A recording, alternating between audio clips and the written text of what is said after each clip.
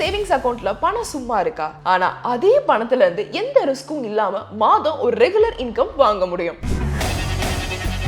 அதுக்கு ஒரு simple bank option இருக்கு. ரிஸ்க் இல்லாம, மார்க்கெட் டென்ஷன் இல்லாம சேஃபா பேங்க்ல இருந்து இன்கம் வரும். சோ இன்னைக்கு நம்ம இந்த வீடியோல ஸ்டேட் பேங்க் ஆஃப் இந்தியா மூலம் மாதம் 17,000 ரூபாய் வரை வருமானம் எப்படி கிடைக்கும் அப்படிங்கறத பத்தி கிளியரா பார்க்க போறோம். அது மட்டும் இல்லாம இதுக்கு ஏதோ ஸ்பெஷல் ஸ்கீம் இருக்கா? அப்படி இருந்தா அது என்ன? அதுக்கு யாரெல்லாம் எலிஜிபிள்? ரொம்ப முக்கியமா போஸ்ட் ஆபீஸ்க்கும் எஃப்டிக்கும் என்ன டிஃபரன்ஸ்? சோ வீட்ல இருந்தபடி இந்த வருமானத்தை எப்படி பெறது அப்படிங்கறத பத்தி தெரிஞ்சுக்கணும்னா இந்த வீடியோவை கடைசி வரை பார்த்து தெரிஞ்சுக்கோங்க. Welcome to Paisawala daily Tamil. நான் மோகனராணி.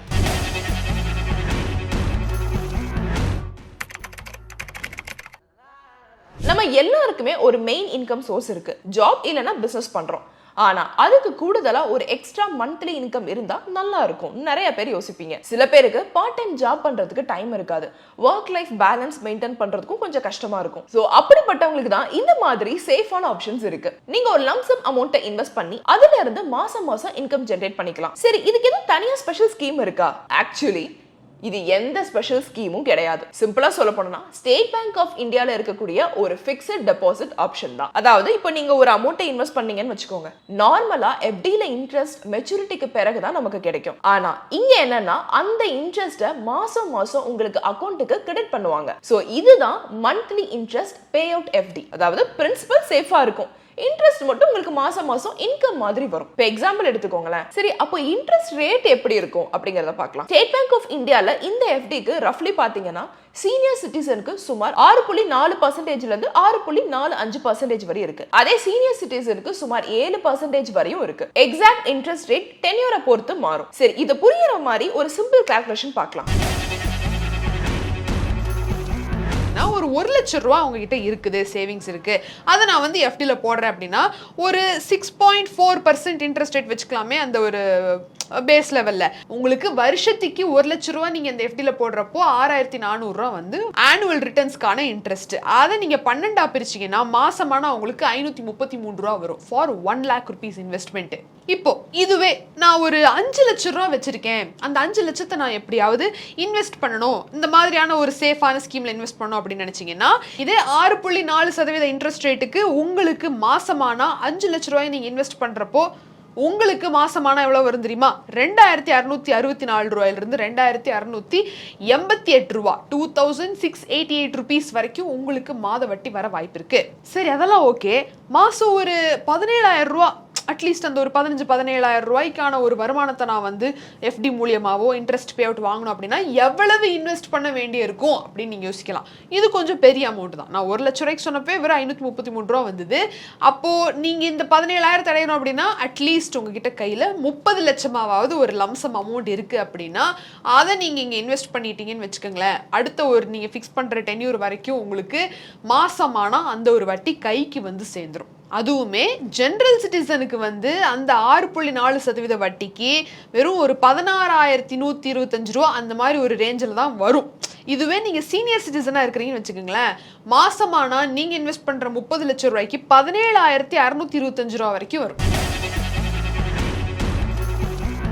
சோ இன்வெஸ்ட்மெண்ட் அதிகமா இருந்தா மந்த்லி இன்கம் ஸ்டெடியா வரும். போஸ்ட் ஆபீஸ்க்கும் இந்த பேங்க் எஃப்டிக்கும் என்ன டிஃபரன்ஸ்னு பார்ப்போம். India post schemes fixed tenure rules கொஞ்சம் ஸ்ட்ரிக்ட்டா இருக்கு. சரி, போஸ்ட் ஆபீஸ் ஸ்கீம்ஸ் இருக்குதானே அப்படின்னு நீங்க கேட்கலாம்.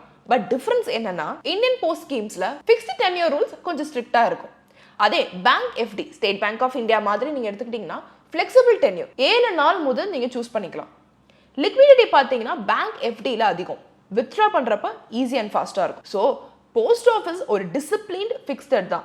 But bank FD flexible and easy access கூட. சரி, இப்போ நம்ம டாக்ஸேஷன் பத்தி பார்க்கலாம். இந்த இன்கம்க்கு டாக்ஸ் ஃப்ரீ கிடையாது. எஃப்டி இன்ட்ரெஸ்ட் எல்லாமே டாக்ஸபிள் தான். Income tax department of India rules படி ஜெனரல் சிட்டிசனுக்கு ஆனுவல் இன்ட்ரெஸ்ட் 40,000 ரூபாய்க்கு மேல இருந்தா டிடிஎஸ் டிடெக்ட் ஆகும். அதுவே சீனியர் சிட்டிசனுக்கு 50,000 தான் லிமிட். இம்பார்ட்டன்ட் என்னன்னா டிடிஎஸ் டிடெக்ட் ஆனதுனால டாக்ஸ் முடிஞ்சிருச்சுன்னு அர்த்தம் இல்ல. உங்க இன்கம் ஸ்லாப் படி ஃபைனல் டாக்ஸ் கால்குலேஷன் ஆகும். சோ இன்ட்ரெஸ்ட் வருமானம் ஈக்குவல் டு டாக்ஸபிள் இன்கம் தான். சோ இதை நீங்க எப்படி பார்க்கலாம்னா இன்ட்ரெஸ்ட் வருமானம் ஈக்குவல் டு taxable income தான். சரி, இப்போ premature withdrawal பத்தி பாப்போம். சரி, இப்போ நான் நடுவுல பணத்தை withdraw பண்ணிக்கலாமா? premature withdrawal allowed தானா? FD premature withdrawal allowed தான். State bank of India rules படி 0.5% ல இருந்து 1% வரை பெனால்டி இருக்கும். அந்த பெனால்ட்டி உங்க இன்ட்ரெஸ்ட்ல இருந்து டிடெக்ட் பண்ணுவாங்க. அதாவது கொஞ்சம் இன்ட்ரெஸ்ட் குறையும், ஆனா பிரின்சிபல் சேஃபா தான் இருக்கும். சிம்பிளா சொல்லணும்னா உங்களுக்கு தேவைப்பட்டா நீங்க வித்ட்ரா பண்ணிக்கலாம், பட் லிட்டில் காஸ்ட் இருக்கும். சரி, இது யாருக்கெல்லாம் சூட்டபிள், எல்லாருமே இதுக்கு எலிஜிபிள் தானா அப்படின்னா இந்த ஆப்ஷன் எல்லாருக்கும் வேண்டியதில்லை, பட் சிலருக்கு பெர்ஃபெக்ட்டா சூட் ஆகும். சரி, அப்ப யாருக்கெல்லாம் பெர்ஃபெக்ட்டா சூட் ஆகும் பாத்தீங்கன்னா retired persons, senior citizen, lump sum savings வச்சிருக்கிறவங்க, அது மட்டும் இல்லாம ரிஸ்க் எடுக்க நான் தயாராவே இல்லப்பா அவங்களுக்கெல்லாம் இந்த ஆப்ஷன் சூட் ஆகும். ஸ்டேட் பேங்க் ஆஃப் இந்தியா மாதிரி பேங்க் எஃப்டில பாத்தீங்கன்னா பிரின்சிபல் சேஃபா இருக்கும், மந்த்லி இன்கம் ரெகுலரா வரும். ஸோ இன்னைக்கு நம்ம இந்த வீடியோல ஸ்டேட் பேங்க் ஆஃப் இந்தியாவோட அந்த எஃப்டி ஆப்ஷனை பத்தி நம்ம டீட்டெயிலா பார்த்தோம். எப்படி வீட்டில இருந்தபடியே நம்ம சேர்த்து வச்ச பணத்துல இருந்தே 17,000 ரூபாய் வரையும் நம்ம இன்கமா பெறது அப்படிங்கறத பத்தியும் டீட்டெயிலா பார்த்தோம். இது புது ஸ்கீம் எல்லாம் இல்ல, இது ஒரு சிம்பிளா எஃப்டி ஆப்ஷன் மட்டும்தான். உங்களுக்கு இந்த வீடியோ யூஸ்ஃபுல்லா இருந்துச்சுன்னா லைக் பண்ணுங்க, ஷேர் பண்ணுங்க, கமெண்ட் பண்ணுங்க. அது மட்டும் இல்லாம உங்களுக்கு நிறைய ஸ்கீம்ஸ் பத்தி தெரிஞ்சுக்கணும், இல்ல பேங்க் அப்டேட்ஸ் பத்தி தெரிஞ்சுக்கணும், எனக்கு கமெண்ட் செக்ஷன்ல கமெண்ட் பண்ணுங்க, நான் உங்களுக்கு எக்ஸ்பிளைன் பண்றேன்.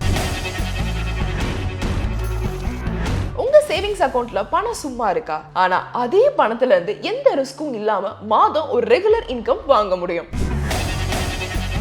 அதுக்கு ஒரு சிம்பிள் பேங்க் ஆப்ஷன் இருக்கு. ரிஸ்க் இல்லாம, மார்க்கெட் டென்ஷன் இல்லாம சேஃபா பேங்க்ல இருந்து இன்கம் வரும். சோ இன்னைக்கு நம்ம இந்த வீடியோல ஸ்டேட் பேங்க் ஆஃப் இந்தியா மூலம் மாதம் 17,000 ரூபாய் வரை வருமானம் எப்படி கிடைக்கும் அப்படிங்கறத பத்தி கிளியரா பார்க்க போறோம்.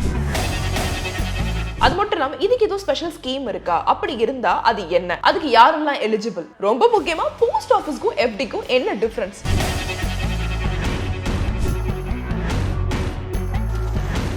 வேற ஒரு இன்ட்ரெஸ்டிங் வீடியோல வந்து நான் உங்களை மீட் பண்றேன். தேங்க்ஸ் ஃபார் வாட்சிங். பிராண்ட் பார்ட்னர்ஷிப் மற்றும் அட்வர்டைசிங் என்கொயரிஸ்க்கு brand@bosswala.com என்ற இமெயில் ஐடிக்கோ அல்லது 9108014192 என்ற வாட்ஸ்அப் எண்ணை தொடர்பு கொள்ளலாம். Bosswala. Be the boss.